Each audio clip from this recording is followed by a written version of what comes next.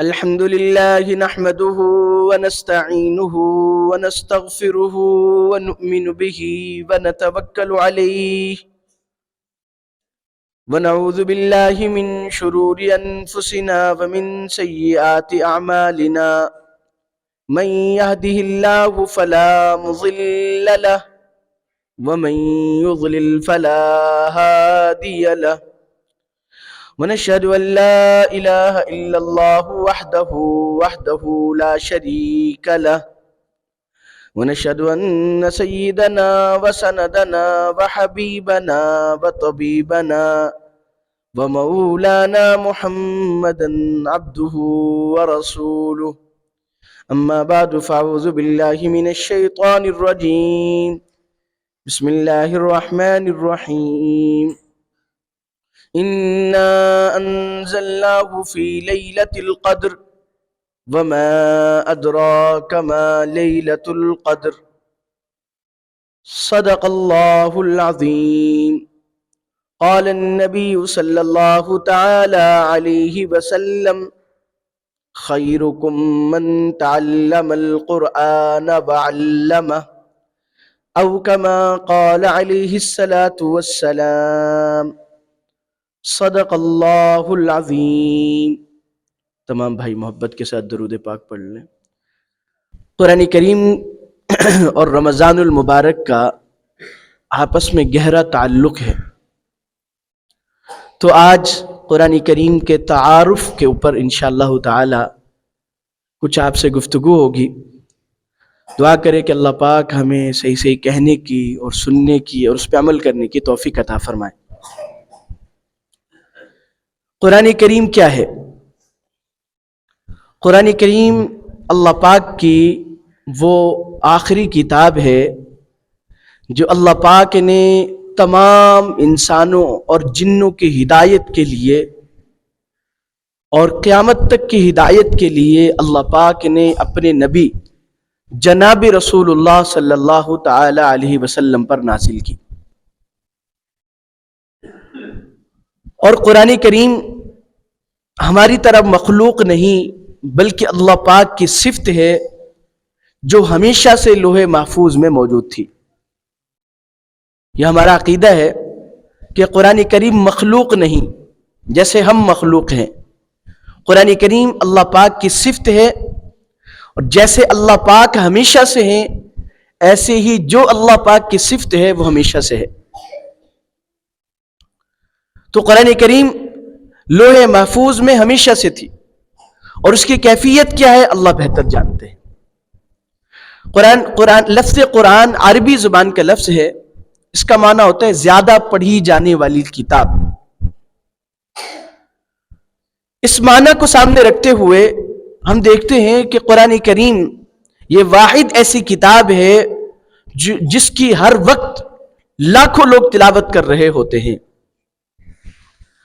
اور اس کا دوسرا امتیاز یہ ہے کہ دوسری کتابوں کو عام طور پر لوگ سمجھ کر پڑھتے ہیں، اگر سمجھ نہ آئے تو چھوڑ دیتے ہیں، لیکن قرآن کریم ایک ایسی کتاب ہے کہ جس کو بے سمجھے پڑھنے والے بھی لاکھوں لوگ ہیں۔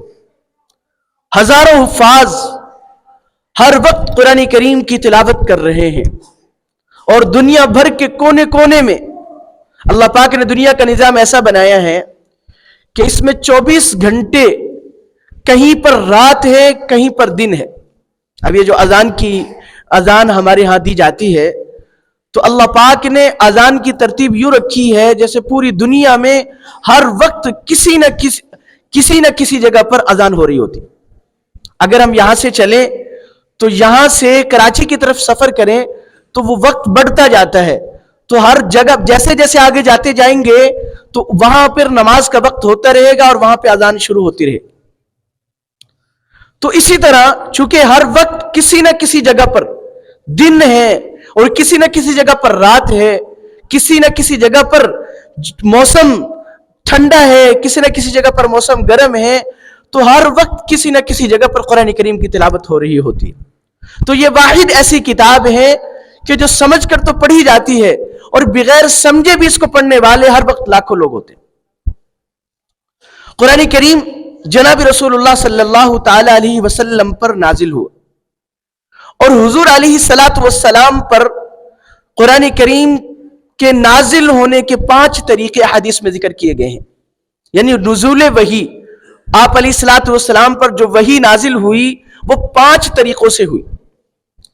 پہلا طریقہ، آپ علیہ الصلاۃ والسلام فرماتے ہیں کہ مجھے گھنٹی کسی آواز سنائی دیتی، اور وہ آواز جب ختم ہو جاتی تو اس آواز کی وجہ سے جو آیات اتری ہوتی وہ میرے ذہن میں محفوظ ہو جاتی. اور یہ وحی کی سب سے مشکل صورت ہوتی تھی، چونکہ وحی کی ایک اپنی کیفیت ہوتی تھی. اس کی وجہ سے آپ علیہ الصلاۃ والسلام کے بارے میں اما عائشہ صدیقہ رضی اللہ تعالیٰ عنہ فرماتی ہے سخت سردی کے موسم میں آپ علیہ الصلاۃ والسلام کو پسینے آ جاتے تھے. تو وحی کی ایک صورت جناب رسول اللہ صلی اللہ تعالی علیہ وسلم پر گھنٹی کسی آواز کا آنا تھا. دوسری صورت، حضرت جبریل علیہ الصلاۃ والسلام عام طور پر ایک صحابی، مشہور صحابی حضرت دہیہ کلبی رضی اللہ تعالیٰ عنہ، ان کی شکل میں آپ علیہ الصلاۃ والسلام کے پاس تشریف لاتے، اور جو وحی اللہ پاک کی طرف سے ہوتی وہ آپ علیہ الصلاۃ والسلام پر نازل فرماتے. تیسری صورت، بعض اوقات جناب نبی کریم صلی اللہ تعالی علیہ وسلم نے حضرت جبریل علیہ الصلاۃ والسلام کو ان کی اصل شکل میں دیکھا کہ 600 پر تھے، تو اس صورت میں بھی آپ علیہ الصلاۃ والسلام پر وحی نازل ہوئی. چوتھی صورت، اللہ پاک نے براہ راست جناب نبی کریم صلی اللہ تعالی علیہ وسلم پر وحی نازل کی، یعنی ہم کلامی کا شرف بخشا، اور وہ پورے 23 سال کے دورانیے میں صرف ایک مرتبہ ہوا، اور وہ معراج کا موقع تھا، اور اس موقع پر سب سے اہم عبادت نماز آپ علیہ الصلاۃ والسلام پر نازل کی گئی. پانچویں صورت کہ آپ علیہ الصلاۃ والسلام کے دل میں حضرت جبریل علیہ الصلاۃ والسلام کسی بات کا القاء فرما دیتے تھے، اور قرآن کریم یوں ان 5 طریقوں سے آپ علیہ الصلاۃ والسلام پر نازل ہوا. اور قرآن کریم، جیسے میں نے آپ کے سامنے تلاوت کی یہ آیت، اس میں قرآن کریم کے نازل ہونے کی تاریخ کا ذکر کیا گیا. جیسے ہم سنتے رہتے ہیں قرآن کریم 23 سال کے عرصے میں نازل ہوا، لیکن قرآن کریم کی اس آیت میں اللہ نے ذکر کیا ہے انا انزلناہ فی لیلۃ القدر، کہ ہم نے قرآن کریم کو لیلۃ القدر میں نازل کیا. اس کے بارے میں محدثین فرماتے ہیں کہ لوح محفوظ سے آسمان دنیا پر یہ لیلۃ القدر کی رات میں قرآن کریم نازل کیا گیا بیک وقت، لوح محفوظ سے آسمان دنیا پر. پھر آسمان دنیا سے حضرت جبریل علیہ الصلاۃ والسلام وقتاً فوقتاً حالات کے اعتبار سے حضور علیہ الصلاۃ والسلام پر قرآن کریم کو نازل کرتے رہے، اور یوں 23 سال کے عرصے میں قرآن کریم تدریجاً نازل ہوا. قرآن کریم سب سے پہلے آپ علیہ الصلاۃ والسلام کا معمول یہ تھا کہ جب 40 سال کی عمر کو پہنچ چکے تھے تو آپ علیہ الصلاۃ والسلام غار حرا میں جا کر تنہائی میں بیٹھتے تھے. یہی آپ علیہ الصلاۃ والسلام کی عبادت ہوتی تھی.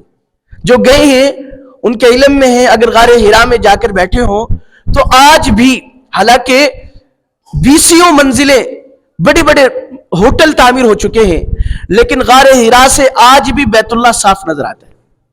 تو حضور علیہ الصلاۃ والسلام غار حرا میں جا کر تنہائی میں عبادت کیا کرتے تھے. تو اسی دوران پہلی وحی حضرت جبریل علیہ الصلاۃ والسلام لے کر آئے، اور سورہ علق کی ابتدائی آیات آپ علیہ الصلاۃ والسلام پر نازل کی. اقرأ بسم ربک الذی خلق، خلق الانسان من علق، اقرأ وربک الاکرم الذی علم بالقلم. یہ آیات مبارکہ سب سے پہلے آپ علیہ الصلاۃ والسلام پر وحی کی صورت میں نازل ہوئی. ان آیات کے اترنے کے بعد آپ علیہ الصلاۃ والسلام پر کپ کپی سی طاری ہوئی، اور گھر تشریف لائے، اور حضرت اما خدیجہ رضی اللہ تعالیٰ عنہ سے کہا کہ مجھے تو اپنی جان کا خوف لگتا ہے، اتنی شدید کیفیت تھی. خیر 3 سال تک پھر آپ علیہ الصلاۃ والسلام پر وحی نہیں نازل ہوئی. اس کے بعد پھر سورہ مدثر کی ابتدائی آیات نازل ہوئی، اور یوں قرآن کریم پھر آپ علیہ الصلاۃ والسلام کی آخری حیات تک آپ علیہ الصلوۃ والسلام پر موقع کی مناسبت سے نازل ہوتا رہا، اور 23 سال کا عرصہ اس طرح ہی شمار ہوتا ہے کہ 40 سال کی عمر میں آپ علیہ الصلوۃ والسلام کو پہلی وحی اتری، اور 63 سال آپ علیہ الصلوۃ والسلام نے عمر پائی، کل 23 سال کے عرصے میں قرآن کریم آپ علیہ الصلوۃ والسلام پہ نازل ہوا۔ چوتھی چیز، قرآن کریم کی حفاظت کا انتظام کیسے کیا گیا؟ تو حفاظت کے انتظام میں کل 3 دور آتے ہیں۔ پہلا آپ علیہ الصلوۃ والسلام کا دور ہے، دوسرا حضرت صدیق اکبر رضی اللہ تعالیٰ عنہ کا زمانہ خلافت ہے، تیسرا حضرت عثمان غنی رضی اللہ تعالیٰ عنہ کا زمانہ خلافت ہے۔ آپ علیہ الصلوۃ والسلام کے زمانے میں چونکہ قرآن کریم تھوڑا تھوڑا نازل ہوتا رہا، تو جتنا نازل ہوتا صحابہ اکرام رضوان اللہ علیہم اجمعین اتنے قرآن پاک کو یاد کر لیتے، اور خود جناب نبی کریم صلی اللہ تعالیٰ علیہ وسلم کی تو اللہ نے ذمہ داری لی تھی کہ جو ہم اتاریں گے وہ آپ کو بھولے گا نہیں۔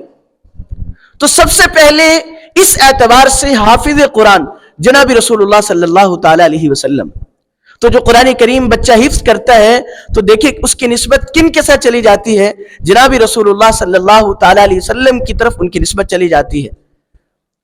بہرحال آپ علیہ الصلوۃ والسلام پر قرآن کریم نازل ہوتا رہا تو صحابہ اکرام رضوان اللہ علیہم اجمعین اس قرآن کریم کی ان آیات کو یاد کرتے، تو یوں صحابہ اکرام کو جتنا نازل ہوا ہوتا اتنا یاد رہتا اور اتنا حفظ ہو جاتا۔ اور خود جناب رسول اللہ صلی اللہ علیہ وسلم کا معمول تھا، جو میں نے پچھلے جمعے میں بھی ذکر کیا، کہ آپ علیہ الصلوۃ والسلام رمضان المبارک کے مہینے میں حضرت جبریل علیہ الصلوۃ والسلام کے ساتھ جتنا قرآن کریم نازل ہوا ہوتا اتنے قرآن کریم کا دور کیا کرتے تھے۔ اور چونکہ آخری سال میں مکمل نازل ہو چکا تھا، اس لیے آخری سال میں جناب رسول اللہ صلی اللہ تعالیٰ علیہ وسلم نے رمضان المبارک کے مہینے میں 2 مرتبہ قرآن کریم کا دور کیا حضرت جبریل علیہ الصلوۃ والسلام کے ساتھ۔ اور دوسرا طریقہ، آپ علیہ الصلوۃ والسلام صحابہ اکرام رضوان اللہ علیہم اجمعین کی ایک جماعت کو ترتیب دیا، اور ان کو کاتبین وحی کہا جاتا تھا، کہ جو قرآن کریم کی آیت نازل ہوتی، صحابہ اکرام رضوان اللہ علیہم اجمعین میں سے وہ صحابہ جن کو کاتبین وحی شمار کیا جاتا تھا، ان کو آپ علیہ الصلوۃ والسلام بلاتے اور فرماتے اس فلاں آیت کو فلاں صورت میں لکھ لو۔ اور ان میں خلفاء راشدین ہیں، حضرت ابو بکر، حضرت عمر، حضرت عثمان اور حضرت علی رضی اللہ تعالیٰ عنہ، اور ان میں سب سے اہم نام حضرت زید بن ثابت رضی اللہ تعالیٰ عنہ کا ہے۔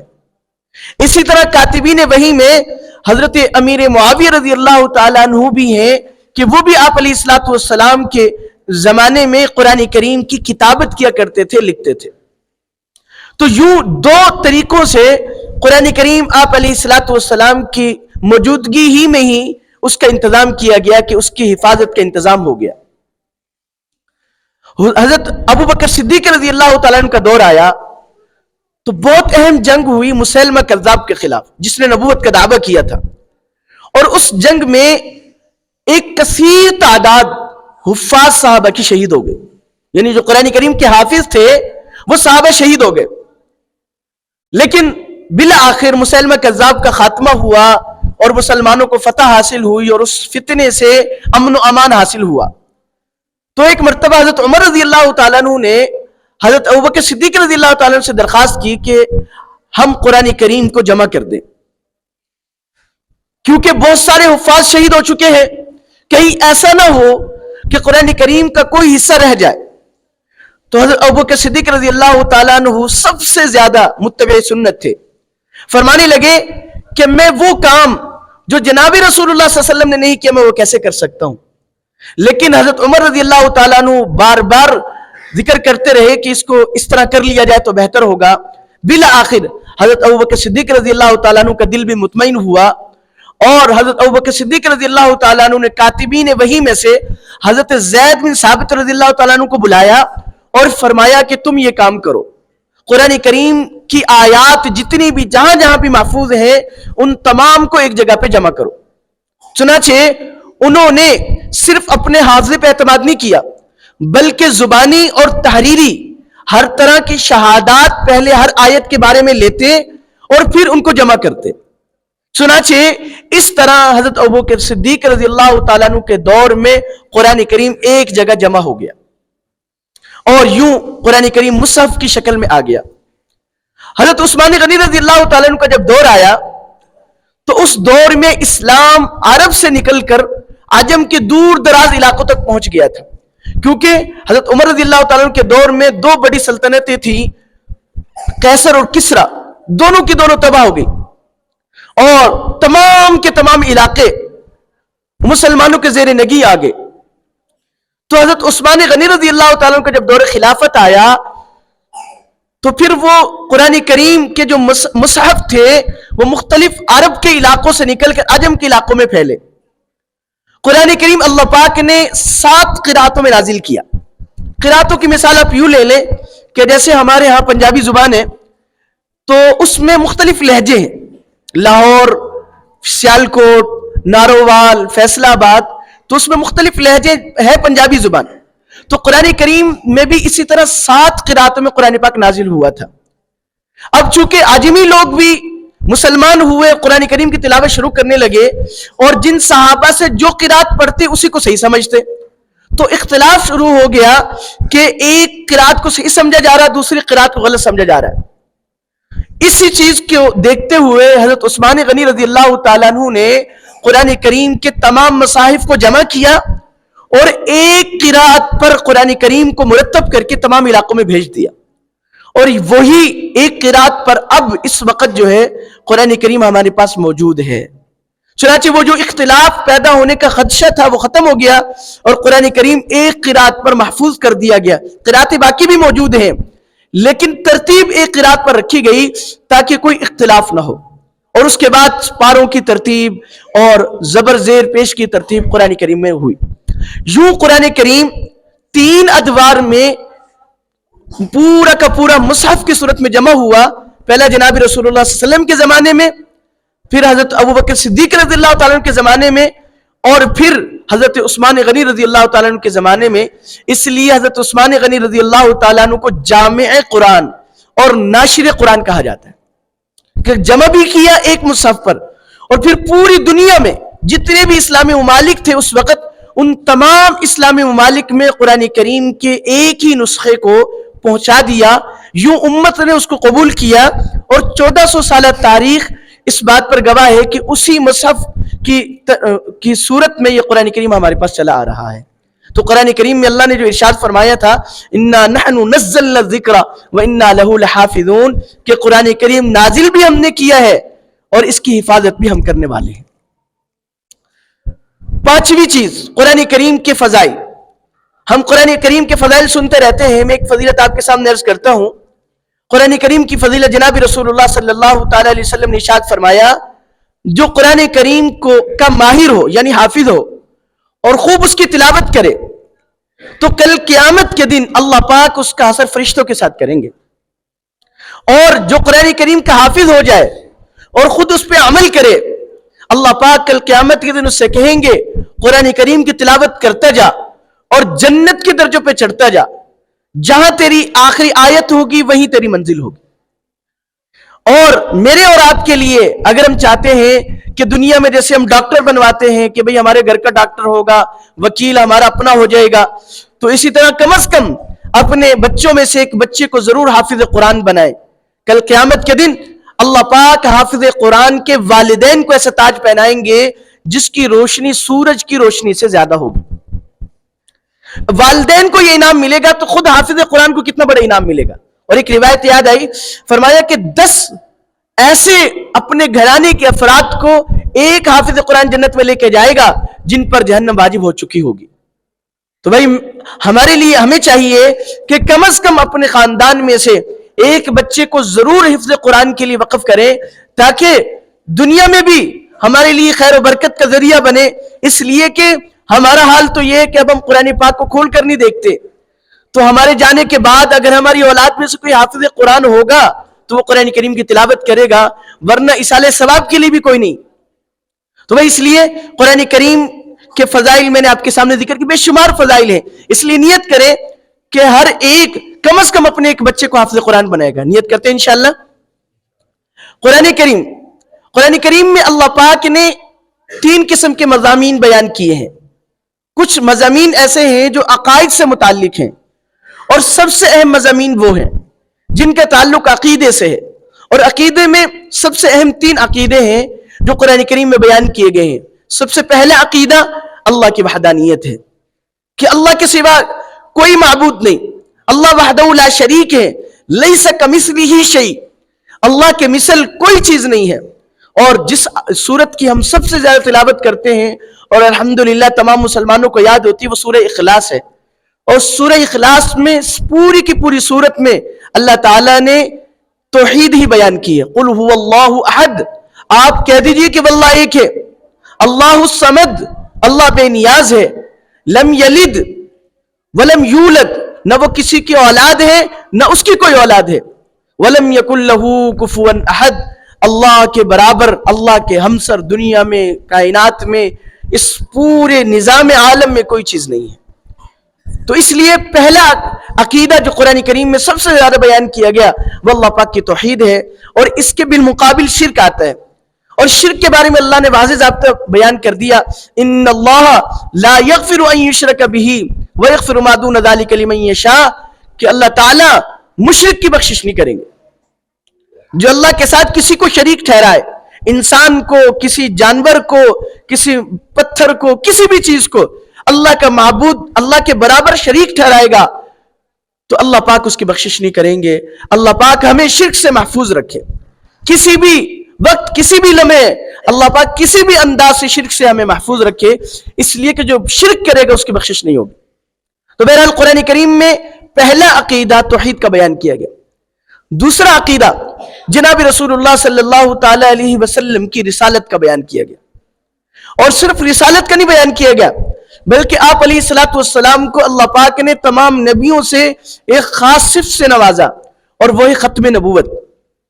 ما كان محمد ابا احد من رجالکم ولکن رسول اللہ وخاتم النبیین، کہ قرآن کریم میں اللہ پاک نے ارشاد فرمایا ہے کہ نبی تمام نبیوں کے خاتم ہیں، یعنی آپ علیہ الصلوۃ والسلام کے بعد کسی کو نبوت نہیں ملے گی.